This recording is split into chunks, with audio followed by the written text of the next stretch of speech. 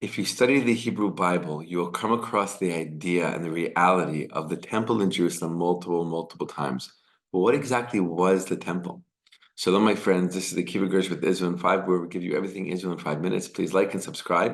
And if you have any questions, want to keep the conversation going, please do so below in the comments. The temple in Jerusalem was the spiritual center for the Jewish people. It was the spiritual capital. It was the political capital in Jerusalem. And the temple brought together everything for the Jewish people, for the Israelite people, as they were known back then, in ancient times. But what exactly was the temple? What happened there? Why was it built? Where did it come from?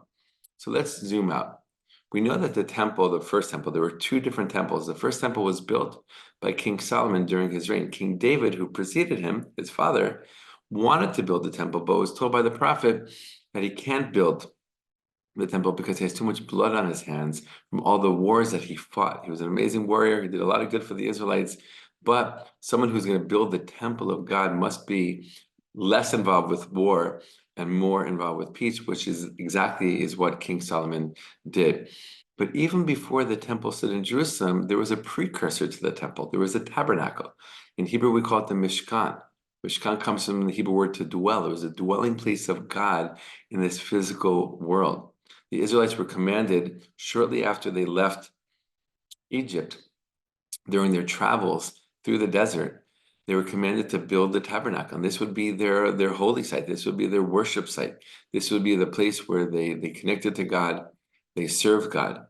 And inside the tabernacle happened so many different things. Those same things happened in the temple many hundreds of years later inside the land of Israel. So the Israelites travel with the sanctuary throughout their 40 years in the desert. They come to the land of Israel and they set it up in various places. Mostly it was in the town of Shiloh, which was the first capital for the Jewish people, politically, spiritually as well.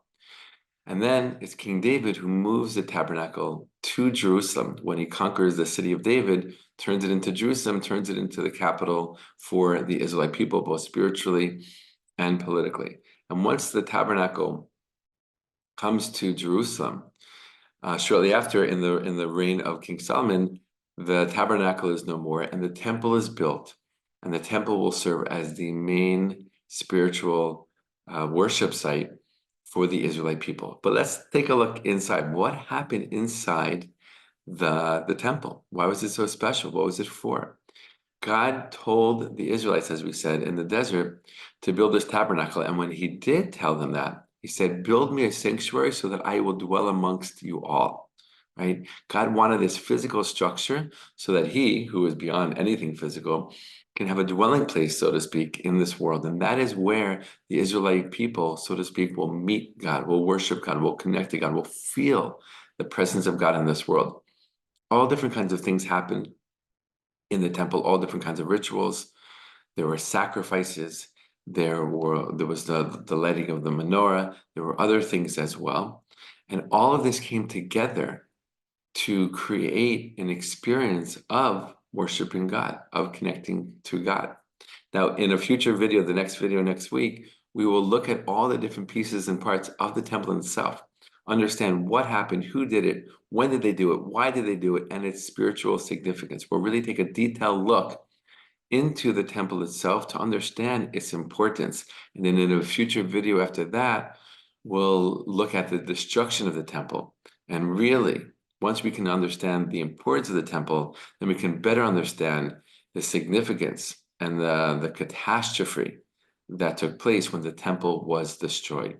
So let's spend a few weeks together looking at the temple, understanding the temple, and learning about the destruction of the temple, and really getting a clear picture of how the temple served as a very central place and central theme in ancient Judaism, and how it actually still does today. All the best, and be well.